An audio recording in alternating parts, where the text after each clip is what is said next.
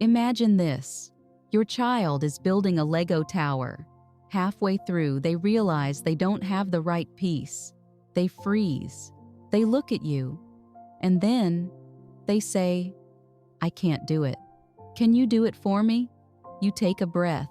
You could fix it yourself, or you could turn this moment into a lesson that lasts a lifetime. Now imagine a different scene. Same missing piece. But this time, your child pauses, thinks, and says, "What if I use this other piece instead? Or maybe I can build it a different way." That's the difference between a child who waits for someone else to solve their problems and a child who knows how to think, adapt, and decide.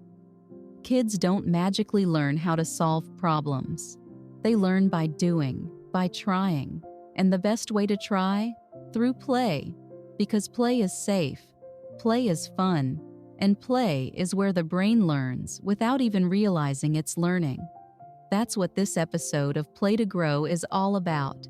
Simple home games that teach kids how to think through problems, make decisions, and take responsibility, without turning your living room into a battlefield. Let's skip the theory and get straight to the fun.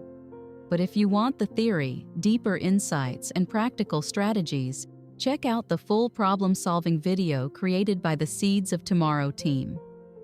Here are 6 simple games that build real-world problem-solving skills while keeping learning light, fun, and deeply connected.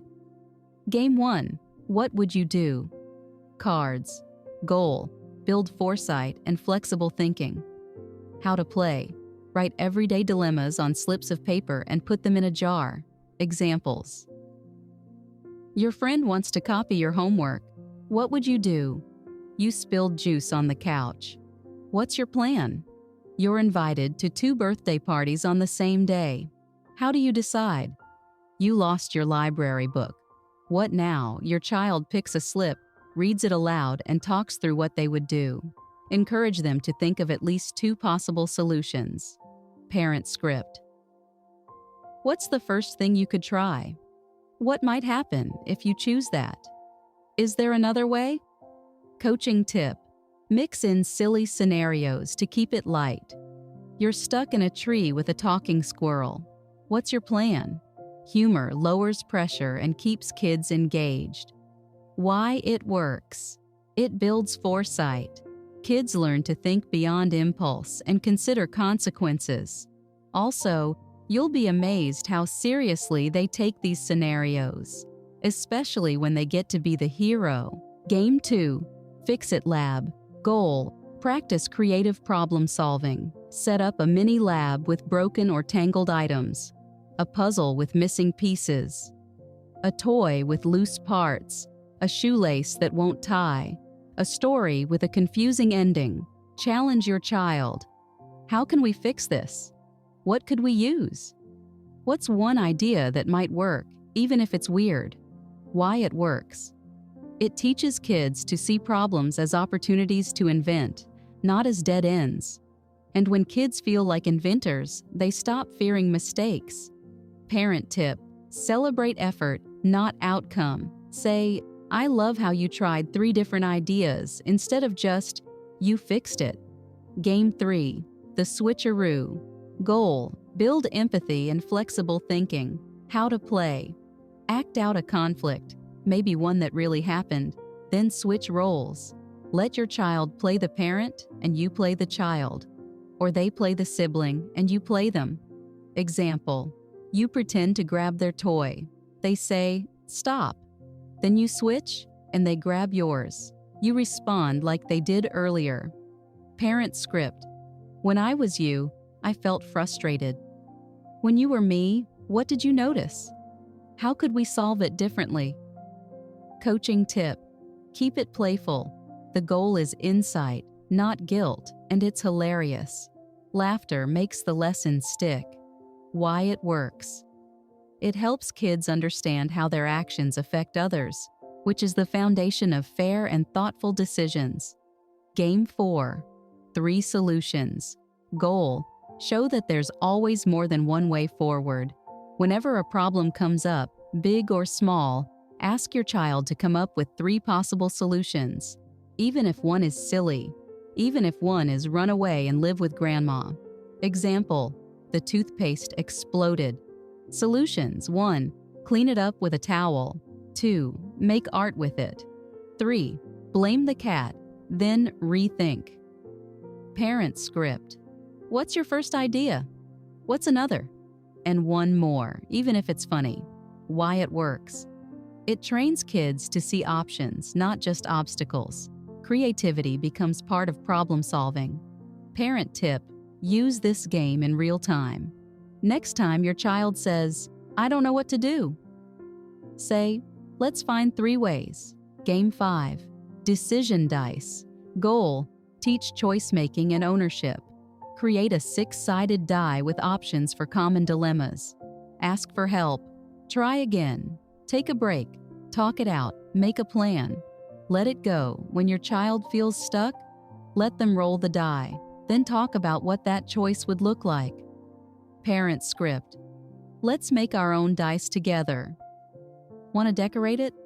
Let's see what the dice say. How could we make that choice work here? Would you choose the same next time? Why it works. It turns indecision into action and gives kids a sense of control, even when they feel overwhelmed. The dice add a playful push that breaks the cycle of, "I don't know." Game 6. Problem play. Goal: integrate problem solving into pretend play. Set up a story with a challenge. The dragon is blocking the bridge. What should the knight do? The spaceship is out of fuel. What now? The bakery ran out of flour. How will we make cookies? Let your child lead the story. Offer tools, props, and ideas, but let them decide. Why it works. Pretend play is where kids rehearse real-life thinking. They experiment, adapt, and solve problems without pressure. Parent tip: join in, but follow their lead. You're not the director, you're the co-player. Universal coaching principles. Model the process. Think out loud when you solve your own problems. Stay curious. Ask questions instead of giving answers right away. Normalize mistakes. That didn't work. Let's try something else. Praise the thinking, not just the outcome. I like how you thought of 2 different ways. Connect to real life. Remember when we practiced this? Let's try it now. Final reflection. Raising problem solvers, not perfectionists. When you teach problem solving and decision making through play, you're doing more than preparing your child for school. You're preparing them for life, for the day they have to choose between friends who disagree, for the moment they face a setback and need to adapt, for the times when no one is there to tell them what to do, and they have to trust themselves. They build the belief that they can handle hard things, even when the solution isn't obvious. Every game you play is a rehearsal. Every question you ask is a seed. And every time you let your child lead, you're telling them, "I believe in your ability to figure things out." That belief becomes their belief. And that's how you raise a child who doesn't just follow instructions, but who can think, decide, and lead.